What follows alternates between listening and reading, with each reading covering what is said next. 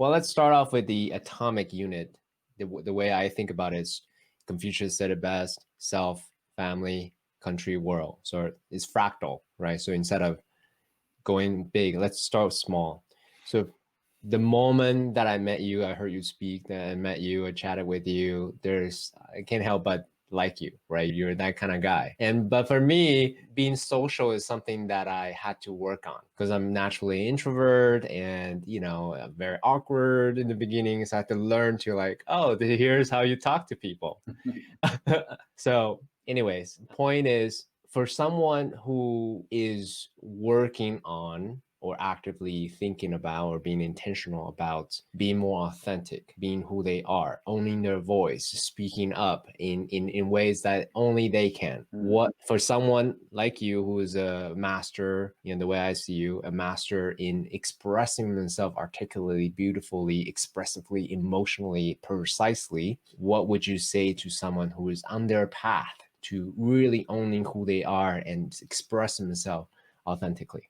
Thank you. That question to me is, how do you find your melody? What's your melody? What's your I am, right?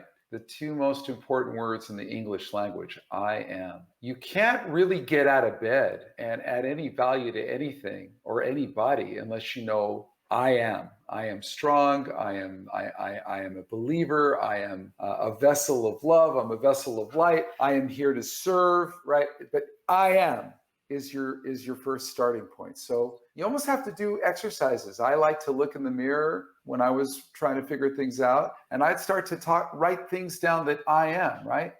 There's certain things that everyone is, right? A woman might write down, I am a mother, I am a daughter, I am an employee, I am an entrepreneur, I am a visionary, right? That's a list, right? A guy might write down, I am a dad, I am a lover, I'm a boyfriend, I'm a husband, I'm a member of a beautiful group of people, right? They'll associate with what they do. People have to figure out what their passion and purpose is, right?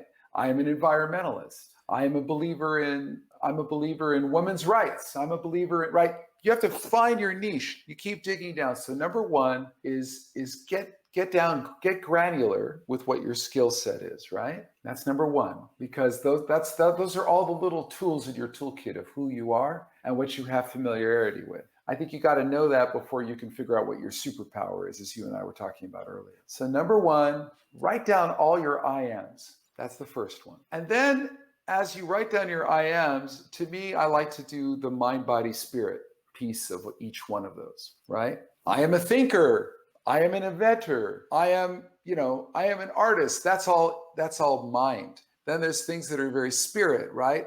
I believe in God. I am atheistic. I believe in Buddha. I believe in the writings of Hinduism. I believe in the way. I believe in cosmology. I believe in self-awareness, whatever it is. But that's part of your spiritual I ams. Then you got to go to your physical I ams. I am strong. I am disciplined. I am a runner. I love martial arts. I'm a swimmer. I'm a hiker. I am a tennis player, whatever it is. You have to figure out where your mind, body, and spirit I ams are.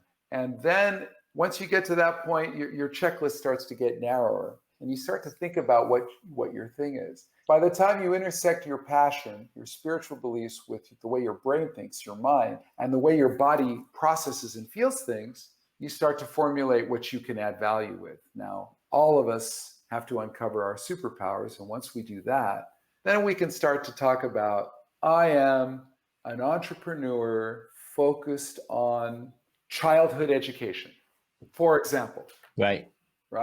Then you're able to find your niche. By the way, the tighter the niche, the better. So if you go, I am an entrepreneur focused on childhood education in Mexico, that's even narrower, right? And what's very interesting about life is that there are always worlds within worlds within worlds. So even if it sounds like you're narrowing it down too much, you probably are not, because you could talk about childhood education in Mexico and get very granular with that subject matter. You could say, childhood education in Mexico in the 1970s. And when you go into that rabbit hole, that's a world within itself. And you could spend your whole life studying childhood education in Mexico in the 1970s. My point is it's very good to focus on in a very granular way what you do. And there was a period of time where, I focused on playing, Chopin.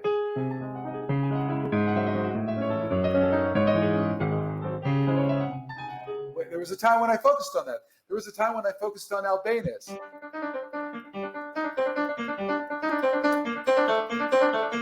There was a time when I focused on that. There was a time when I focused on Mozart. There was a time when I did that. There was a time when I focused on Boogie Woogie.